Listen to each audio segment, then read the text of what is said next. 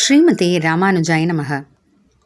பாராசர்யவச்சः சரோஜமமலம் கீதார்த்தகந்தோத்கடம் நானாख्यानककेसरं हरिकथा सम्बोधनाबोधितं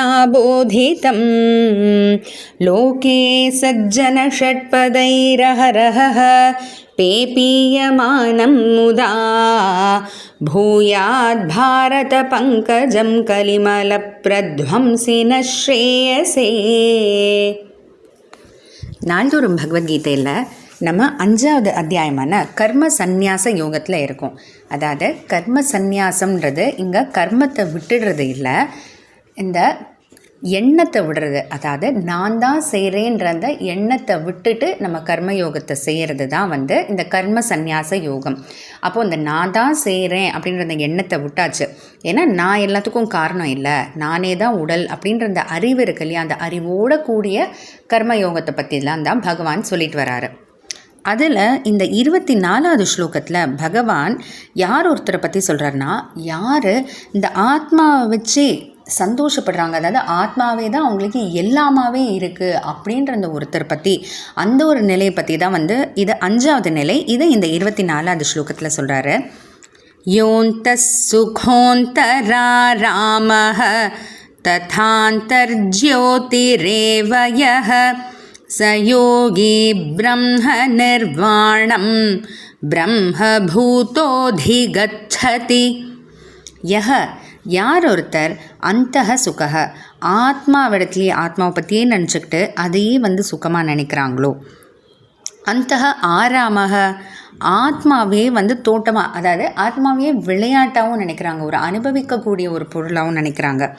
அந்தக ஜோதிகி ஏவ அந்த அனுபவிக்கிறதுக்கு நமக்கு ஒரு கருவி வேணும் இல்லையா, அந்த கருவியாகவும் நினைக்கிறாங்களோ, அதையே ஒரு ஜோதியாகவும் நினைக்கிறாங்களோ.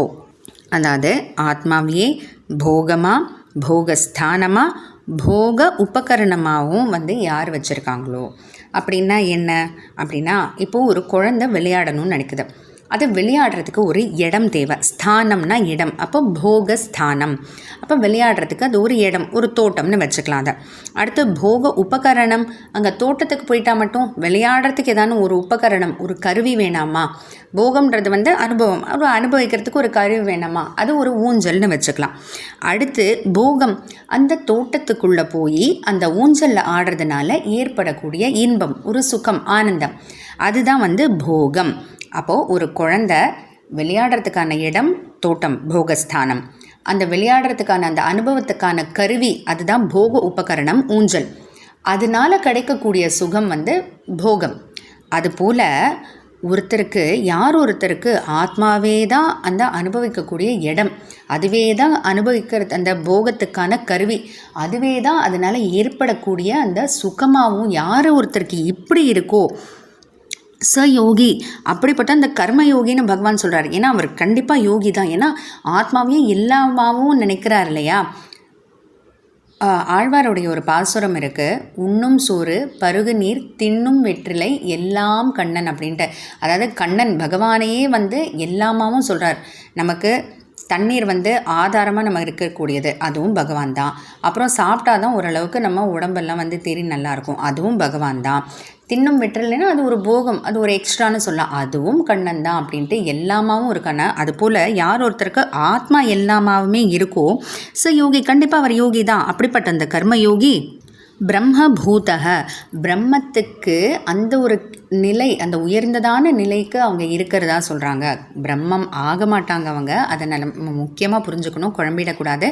அந்த பிரம்மத்துக்கு இருக்கக்கூடிய அந்த ஒரு நிலைக்கு அவங்க போகிறதா சொல்கிறாங்க. ஏன்னா இப்போ ஆத்மாவே எல்லாமா அவங்க வச்சுக்கிறாங்க இல்லையா, அது ரொம்ப கஷ்டமான ஒரு நிலை.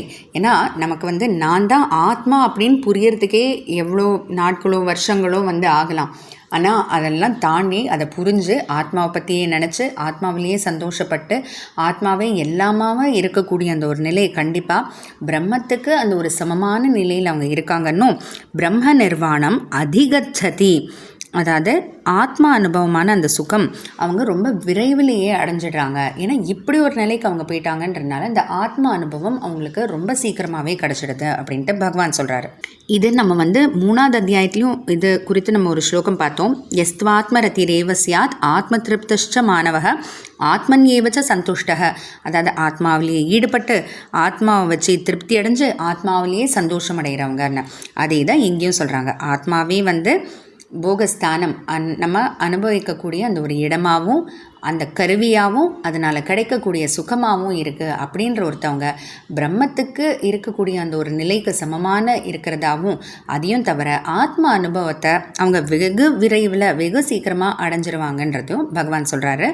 தொடர்ந்து 6வது நிலையையும் பார்க்கலாம். ஜெய் ஸ்ரீ.